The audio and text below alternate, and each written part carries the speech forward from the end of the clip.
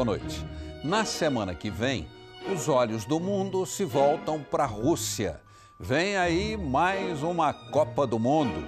Mas que país é esse? 2 vezes maior que o Brasil e tão cheio de história. Viajamos entre 2 joias, Moscou e São Petersburgo. O dourado da realeza esconde uma novela de época, intrigas e amores na corte imperial. Os segredos do verdadeiro estrogonofe e as cores e sabores dos mercados populares. Em Moscou, os palácios do povo.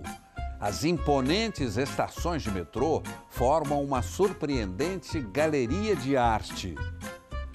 Aqui no Brasil, uma descoberta, uma cidade onde se fala russo tão bem quanto o português. E as emoções do Dia da Vitória. Vamos conhecer um país que está se reinventando.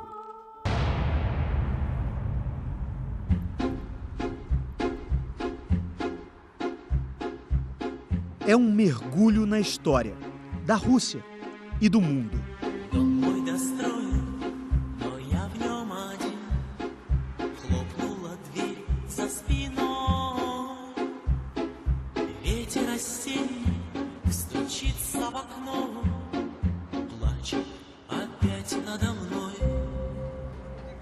As construções de uma cidade guardam marcas do passado.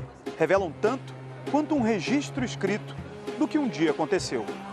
A expressão russa Kremlin significa fortaleza em português.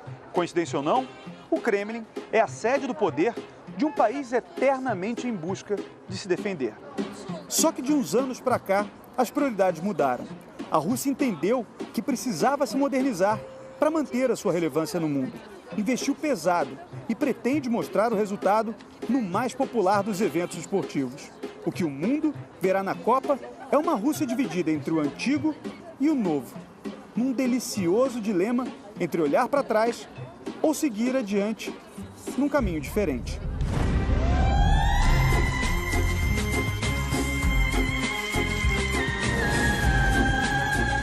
A Rússia dos palácios, que agora arranham os céus.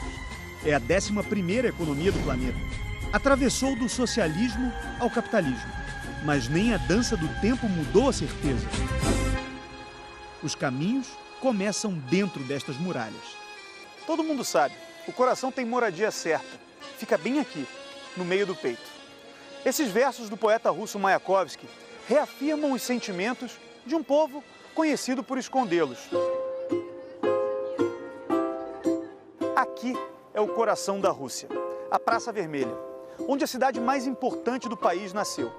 Aqui, o sentimento deles em relação a tudo que a Rússia representa bate mais forte no peito.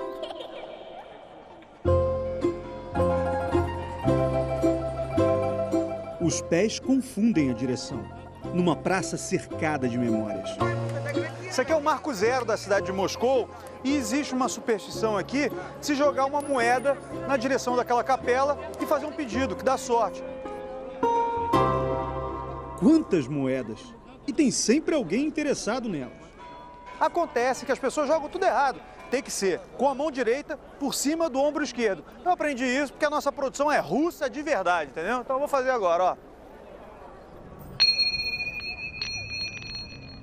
Desejo de vitórias. Hexa!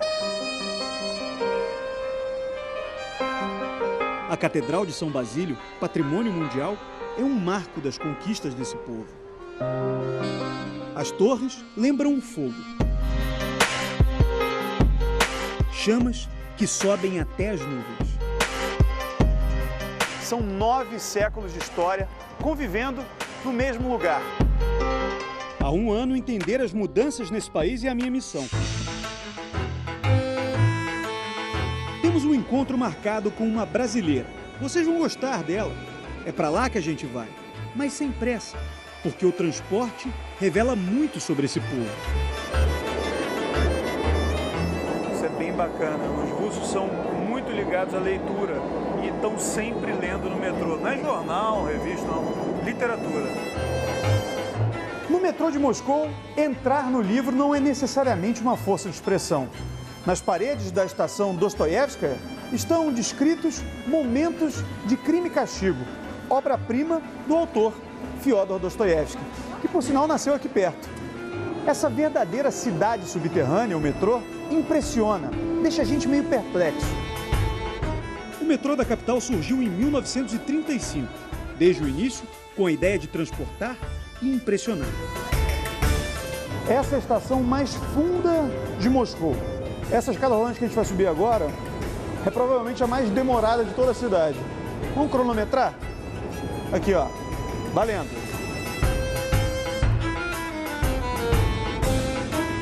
É alto pra burro, muito alto.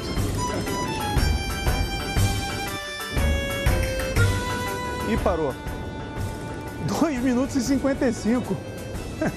É fundo, hein? Perceberam o requinte? As luxuosas estações são conhecidas como Palácios do Povo.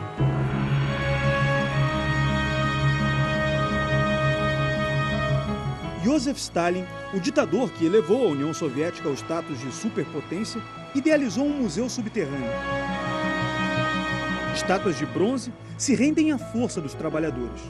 No vai-vem, tocar as obras de arte dá sorte. Até dentro dos vagões, jovens artistas expõem suas primeiras aquarelas. Aqui na Kivska, por exemplo, a gente vê 24 afrescos representando a vida e o trabalho do povo ucraniano. Os dois países faziam parte da União Soviética. A União das Repúblicas Socialistas Soviéticas começou após os comunistas, liderados por Vladimir Lenin, chegarem ao poder. Durou de 1922 a 1991. Com o fim, 15 das 16 repúblicas da União se tornaram países independentes. E a Rússia de hoje é um pouquinho de cada um deles. Vocês se lembram da brasileira que eu falei? Dona Wilma, a senhora me trouxe para o Danilovsk Market. Parece uma feira daquelas da gente do Brasil. Aqui tudo é legal. É? Eles arrumam uma barraca dessa, olha o capricho. Cada damasco bonito. Então, damasco são frutas desidratadas. Eu acho uma obra de arte, uma barraca assim, dessa. Os temperos. Dona Wilma é mineira e aventureira. Já morou em Nairobi, no Quênia. Há quase 3 anos está descobrindo a Rússia. E todas essas cores. Eu vejo que eles têm muito essa frutinha aqui, né? Mirtilo, né? Mirtilo. Suco de romã. Suco de romã. Ah, Tlitna. Gabarito para Portugal, Skilje. Romã é uma fruta difícil, assim, lá no Brasil de achar, e eles fazem bastante aqui. Tem queijos com frutas. É? Delicioso. Quer experimentar? Eu quero. Mas desgire com frutas. E lá vai a Dona Wilma praticar o esporte preferido dela. Você é Esse meu... com fruta. Esse é com fruta. Eu sou seu provador. Meu provador oficial. Gostoso, não é? Parece queijo minas um pouquinho. Parece. É experimentar. Não é que os russos falem português, longe disso. Mas a Dona Wilma se faz entender. Vai na linguagem do carisma, né? A mímica, o dedinho. E a gente consegue. Quanto custa? Ela pergunta, mas será que compra? Spasibo Bolshoi. Pode comer um, prova um de cada. Prova. E assim a gente vai fazendo, né? Vai passando uma barraca, pede para provar um negócio. Ali, prova mais outro ali. Quando chegar no final do mercado... Já provou tudo, tá sem fome. O prato preferido dela é o plof. Para nós, brasileiros que gostamos de galinha com arroz, é parecido, só que aqui é com carne vermelha, né? Olha a dica boa pro pessoal que vier para a Copa do Mundo.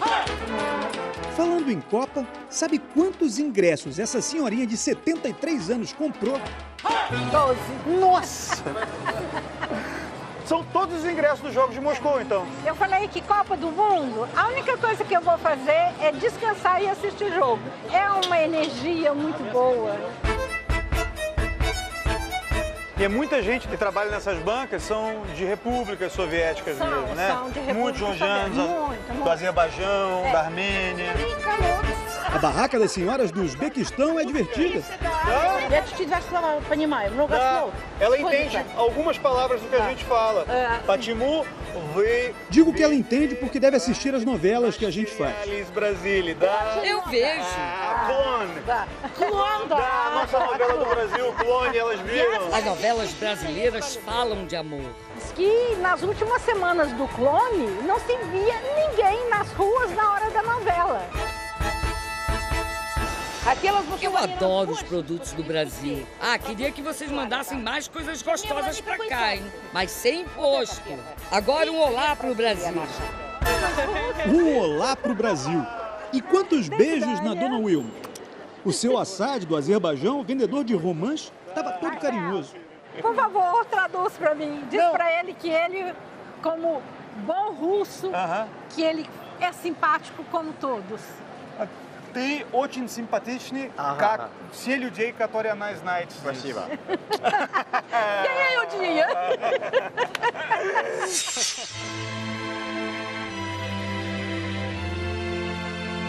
Voltamos aos tempos de ouro. Dos desejos de um imperador, surgiu a joia da coroa russa. Pedro o Grande criou uma cidade com brilho intenso. 1703 é o ano de fundação da cidade imperial russa. Daqui, a dinastia Romanov, a mais longeva da Europa, comandou o país em boa parte dos 303 anos em que esteve no poder. Essa é a história de uma família marcada por intrigas, traições, amores e amantes. Uma novela de época para ninguém botar defeito. E o cenário principal dessa trama está bem aqui, o Palácio de Inverno. O Hermitage é hoje um dos museus mais importantes do mundo. Boa parte da corte vivia aqui.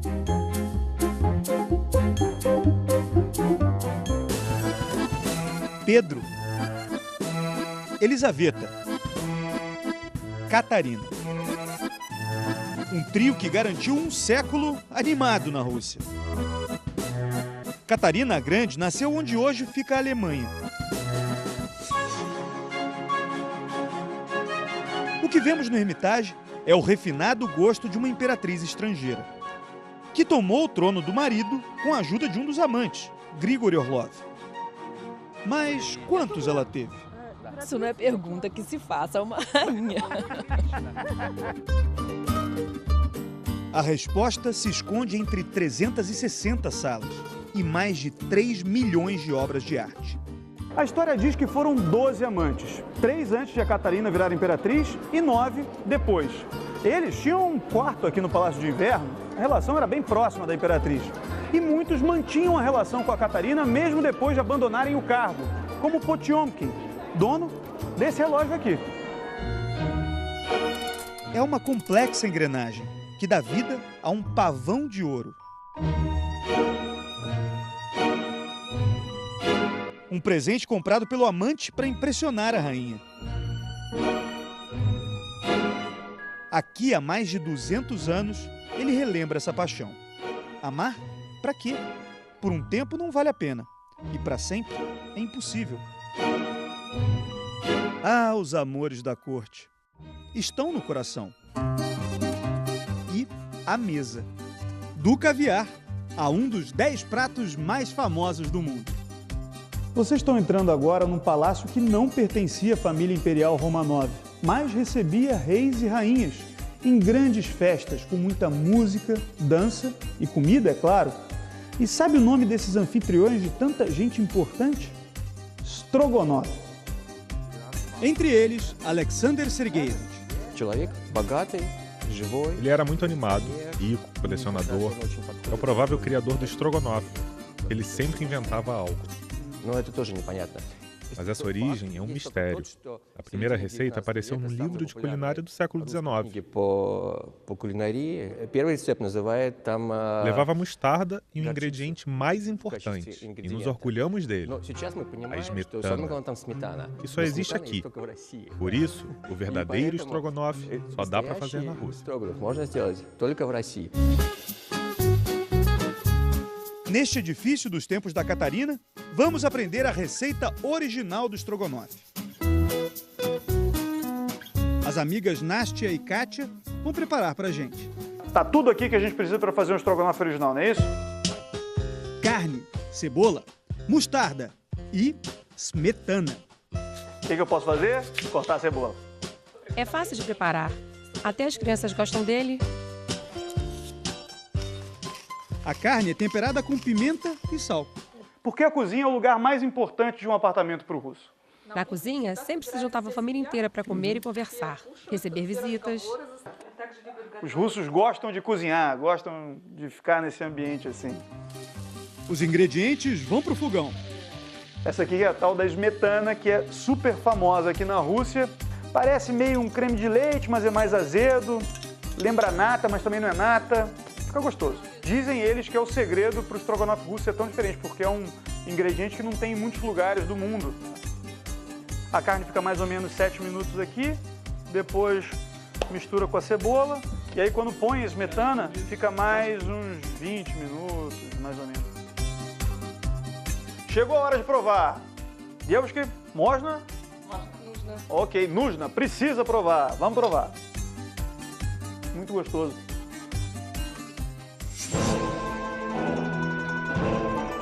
Navegamos pelo rio Neva, em busca de outra pérola da Rússia.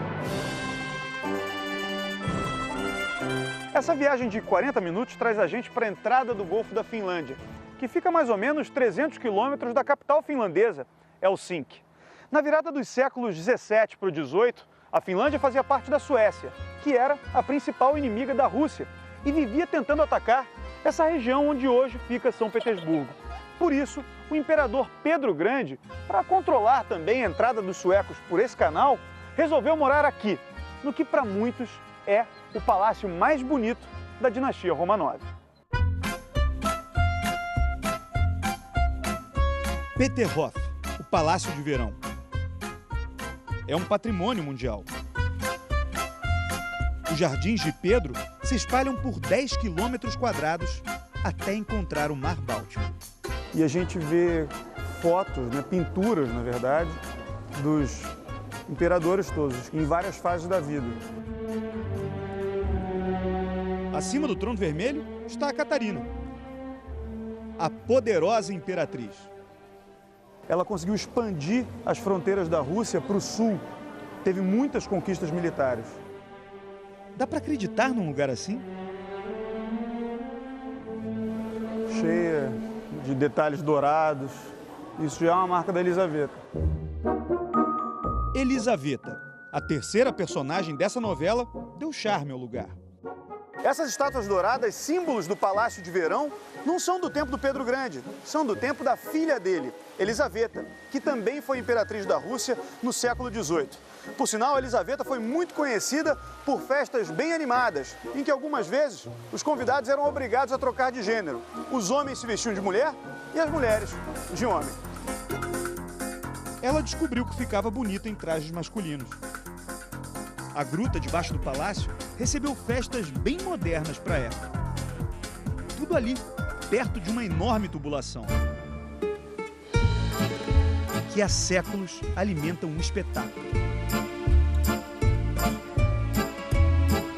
As lágrimas de Sansão e as mandíbulas do leão.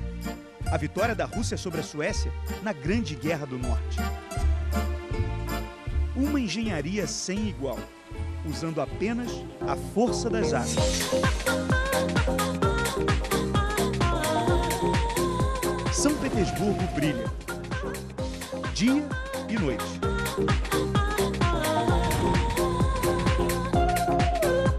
Em cada cena. E as pontes são um show à parte.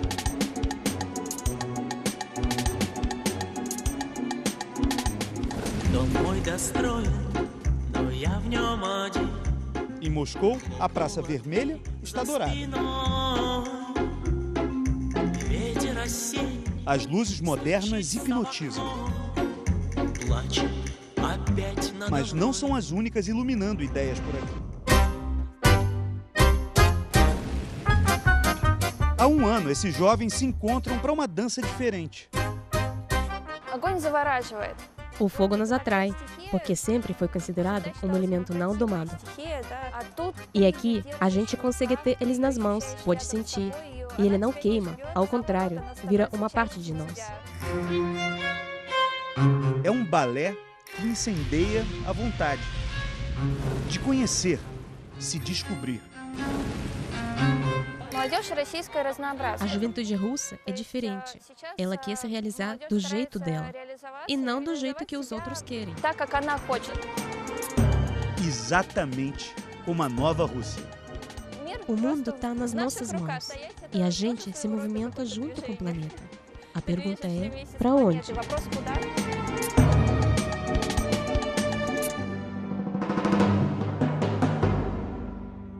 Os ventos da mudança não eliminam as tradições.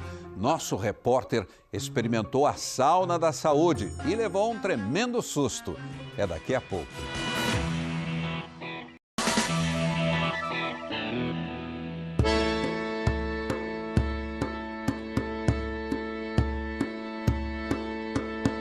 Seguimos nas descobertas. Vamos explorar um símbolo da Rússia em transformação.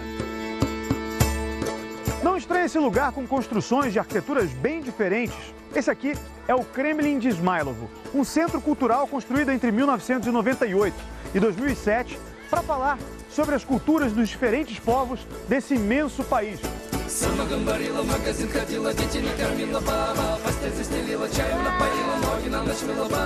A gente tem uma barraca com várias peças de âmbar, que é típico do norte da Rússia, da região de Kaliningrado, inclusive vai ser sede da Copa.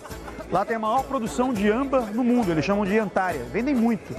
É a seiva das árvores fossilizada, mas de milhões de anos atrás. Os sons do país vão nos guiando. Os instrumentos de corda me prendem no caminho. Bravo! Bravo! Balalaika, Baika... Балаболка. Pode chamar de qualquer jeito. Любой человек может научиться за 2 минуты. Qualquer pessoa pode aprender em 10 minutos. Será que eu aprendo a tocar isso?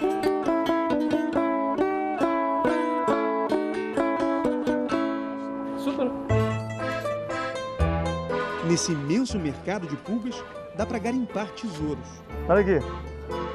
O Misha, mascote das Olimpíadas de 1980 aqui em Moscou. 800 rublos. Skid Caneto. Давай, 700. 700, consegui por 700 aqui, ó. O Misha original é difícil de achar.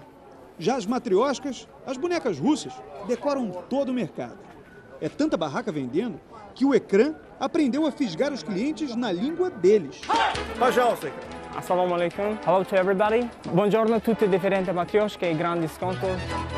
Tawa, uga wawa, shiga wawa, piei tawa. Por favor, konnichiwa, dozo mito kudasai.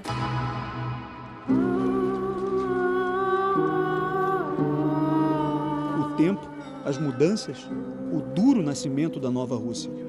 Cada toalha estendida no chão tem um pouco dessa história. Dona Tatiana, 74 anos. Na sarjeta, no finzinho da feira, ela arruma a louça carregada de sentimentos.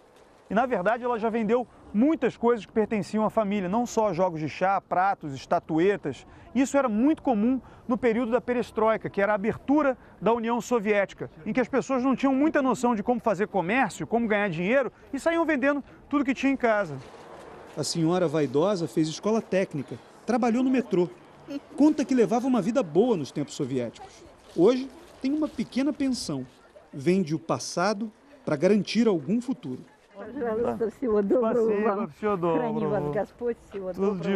Tudo de bom, Tatiana. Спасибо.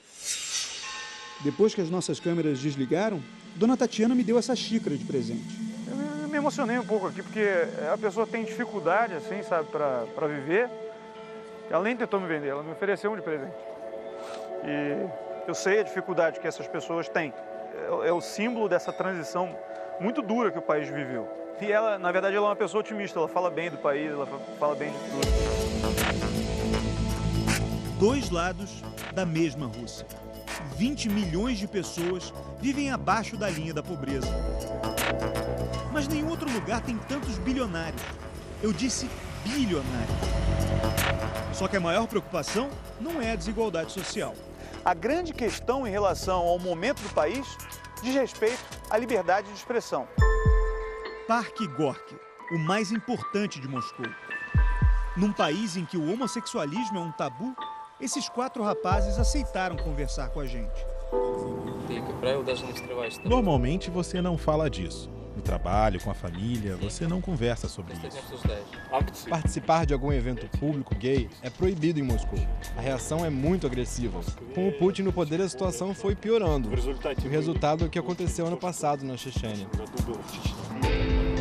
A Chechênia é um território russo de maioria muçulmana na região do Cáucaso. Com a bênção de Vladimir Putin, o governo da família Kadyrov segue as próprias leis. É acusado de perseguir, torturar e até assassinar homossexuais em prisões secretas. Nós sabemos que 119 pessoas foram levadas e isso ainda continua acontecendo. Os problemas não são só com os homossexuais, mas com qualquer forma de manifestação.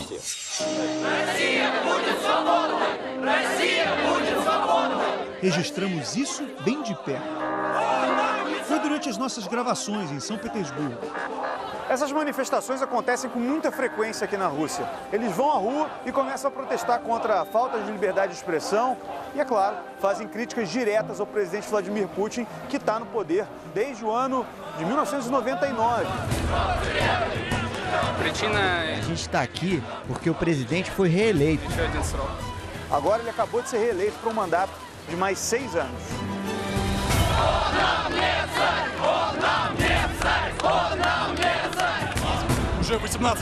Esse czar está no poder há 18 anos. A polícia entra em cena.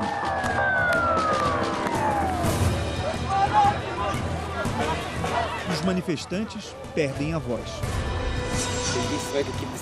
Mas nós não podemos misturar as coisas. Tem um país e tem um governo. E esse país tem uma história enorme, de muito orgulho.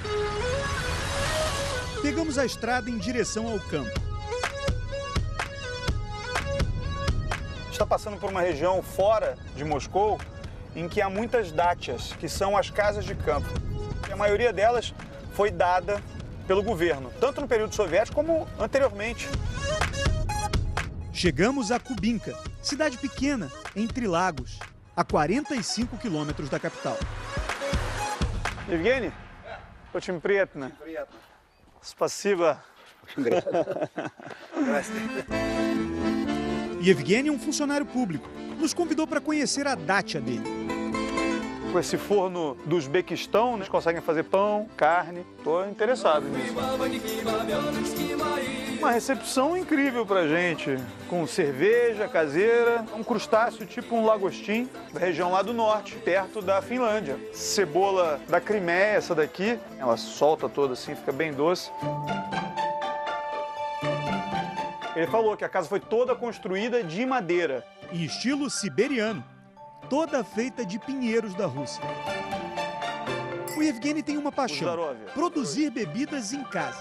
Limoncello, cerveja, vinho. É a vez da mais popular entre os russos, o samagon. Já foi chamado de vinho de pão, porque é feito de centeio. Na época dos czares era o que a nobreza da Rússia bebia, dos tempos de Pedro até Nicolau II. Tudo é feito nos fundos do quintal.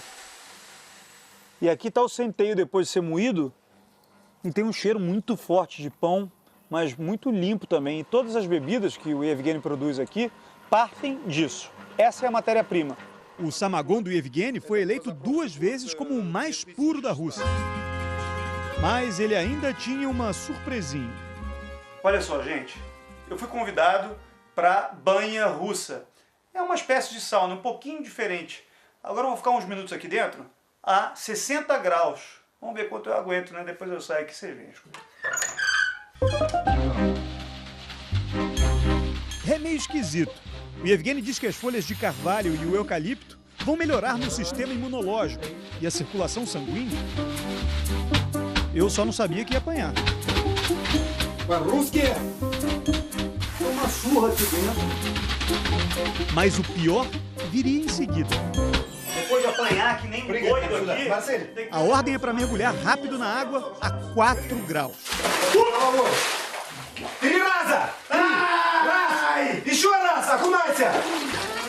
Tem que voltar pra lá de novo depois. Não tô entendendo isso. Quem disse que tem que fazer isso? 5 vezes por dia. Fica mais quente cada vez que ele vai. Na cara, respira. 4 graus, hein? Fui! E o ritual de tortura, digamos assim, se repetiu por 3 rodadas. É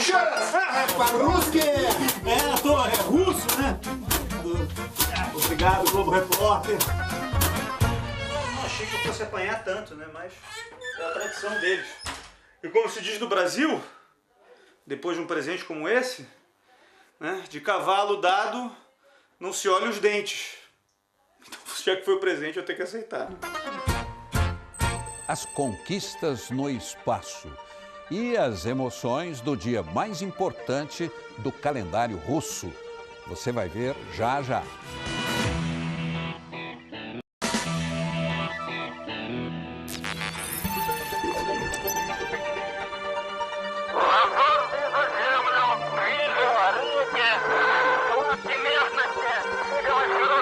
A voz de Yuri Gagarin, primeiro homem a visitar o cosmos, ecoou pelo planeta. Começava uma nova era.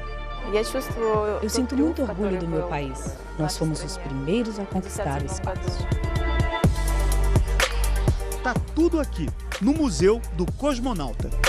Sputnik, o primeiro satélite. A cápsula que levou Gagarin. Mas elas roubam a cena. Bielka e Strelka, as primeiras cadelinhas a voltarem do espaço. 28 foram lá para cima, nos anos 60. Laika, a mais famosa, não resistiu. Já essas duas viveram muito após a aventura. A Strelka teve 2 ninhadas depois que voltou do espaço. Um dos filhotes foi dado de presente para a primeira-dama dos Estados Unidos, Jacqueline Kennedy. Mas sabe quem essa turma veio ver? Yuri Alexeyevich Gagarin. O grande Yuri Gagarin. Até hoje, um dos personagens soviéticos mais cultuados nessa Rússia que a gente está conhecendo. Mas, na verdade, ele não era tão grande assim. Ele tinha 1,57 m. Para caber nesses escafandros pequenininhos, não podia ser muito grande, né? Um pequeno homem. Grande herói. Do país mais extenso do planeta. Eu sou só um homem comum russo igual a outros milhares. Quando ele retornou da lendária viagem, era uma alegria só. As pessoas foram para as ruas. Estavam todos felizes. Gagarin morreu jovem, num acidente de avião. Não viu os americanos pisarem na Lua há quase 50 anos. Na Rússia de hoje, os símbolos soviéticos ganham novos sentidos. É 9 de maio, dia da vitória, o feriado mais importante do país. Há décadas, o Ocidente associa a vitória na Segunda Guerra Mundial aos Estados Unidos. Nesta data, os russos fazem questão de afirmar que a vitória sobre a Alemanha nazista de Hitler partiu do povo soviético. Uma data para celebrar o heroísmo do passado e o poderio militar do presente. Tanques,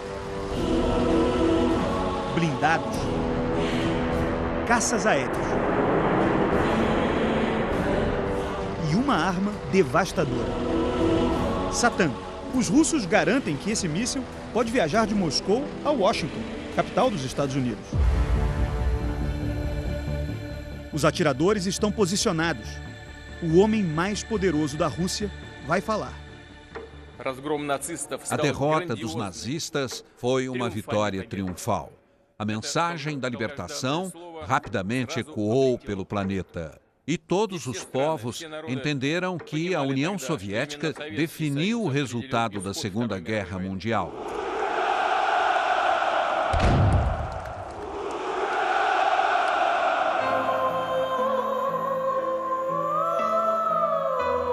Segundo dados oficiais, 8.700.000 soldados do Exército Vermelho morreram naquele período. Mas organizações internacionais de direitos humanos dizem que esse número passa de 26 milhões. 4 vezes mais do que o número de mortos da Alemanha na Segunda Guerra Mundial. Por isso, por aqui é comum ouvir que cada família soviética perdeu pelo menos um ente querido na Grande Guerra Patriótica. O resultado disso é uma reverência sem fim. Na chegada à Praça Vermelha, quantos sentimentos.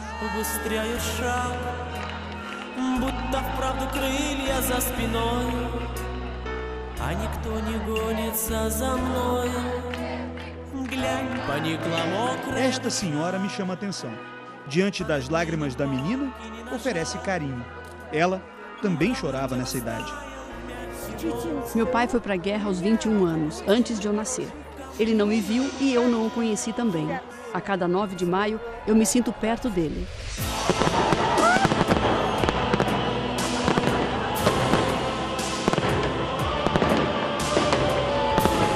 O coração vermelho de Moscou está pulsando.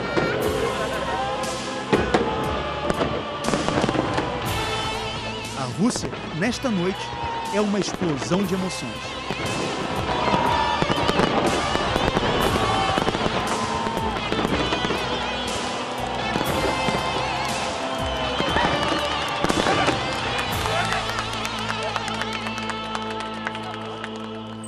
De Moscou para o sul do Brasil, vamos descobrir juntos um tesouro que veio da Rússia. 1, 2, 3 e a 4ª geração já está a caminho. É menino? É menino. É menino? Rapaz, vai passar. Qual é o nome? Vai ser Taylor. Taylor?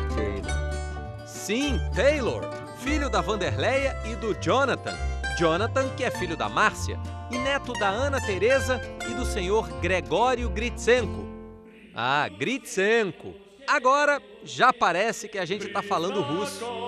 Dos próprios Gritsenkos, tem vários que foi mudando na documentação, na hora de fazer a documentação saiu errado, né?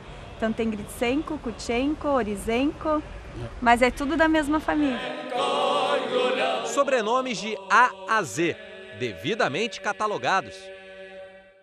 Babenko, Basila, Belouz, Bondarenko, Braslovs, Budinsky. O Z é de Zabolotsky. E esse Zabolotsky, o senhor Jacinto Anatólio, é filho de russos. O primeiro da família já nascido nesse pedacinho de Rússia ao sul do Brasil.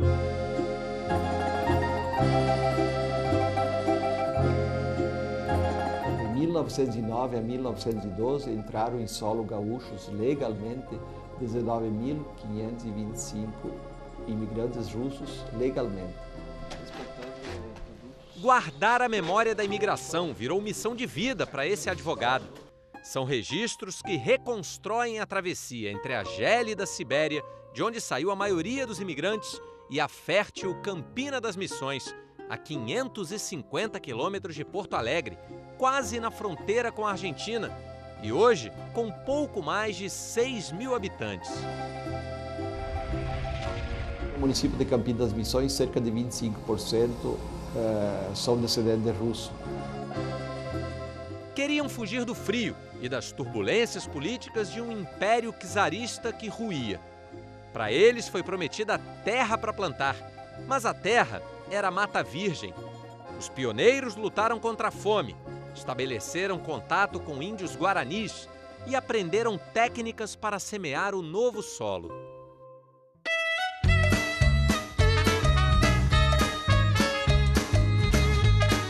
Até que, às custas de muito suor, as colheitas passaram a prosperar. E aqui a região é boa de produzir o quê? Olha, até milho, soja, trigo, feijão, não tem plantada. Atualmente, os laços comerciais entre os dois países são muito fortes nessa região. Só essa empresa aqui abate cerca de 30.000 animais por semana, dando um total aproximado de 4.000 toneladas de carne suína, dos quais 40% são exportados diretamente para o mercado russo. A carne que fica mata a fome e a saudade vem da mesa, outro laço russo-brasileiro. Geração em geração, até que dos nossos avós e dos nossos bisavós. O meu porte é diferente dos outros. Tem um toque não, brasileiro. Tem um segredo. não vou contar.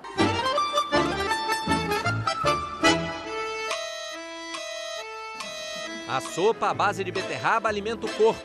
A dança alegra a alma e transmite aos descendentes um dos maiores orgulhos russos. É uma herança muito mais do que material, é muito mais preciosa do que qualquer herança material. O grupo de dança folclórica Troika foi formado na cidade há 26 anos. E desde então valoriza as raízes de uma comunidade que também se mantém conectada espiritualmente. Era para reunir as famílias, ainda se acostumando a uma mudança tão brusca nos rumos de suas vidas. E acabou virando um marco histórico. Aqui, em 1912, foi erguida a primeira igreja ortodoxa russa do Brasil. Inicialmente, era toda de madeira.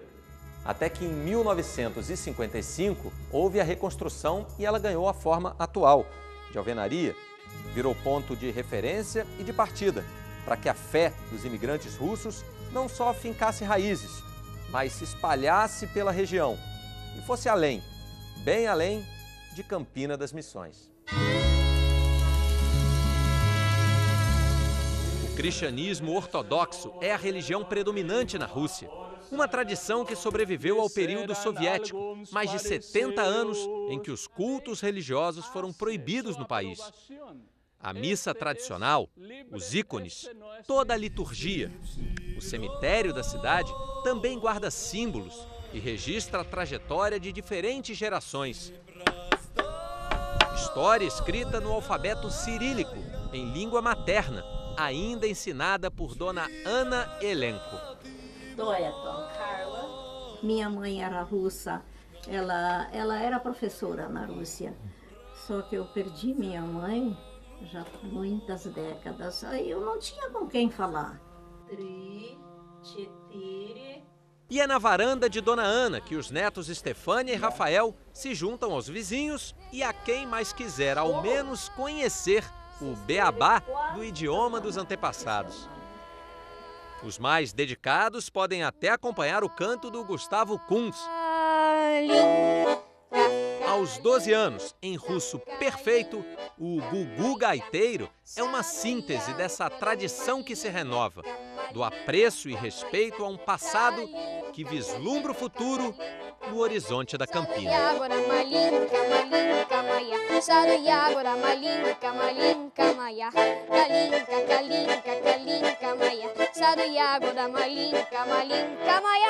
Vem aí a super série Onde Nascem os Fortes.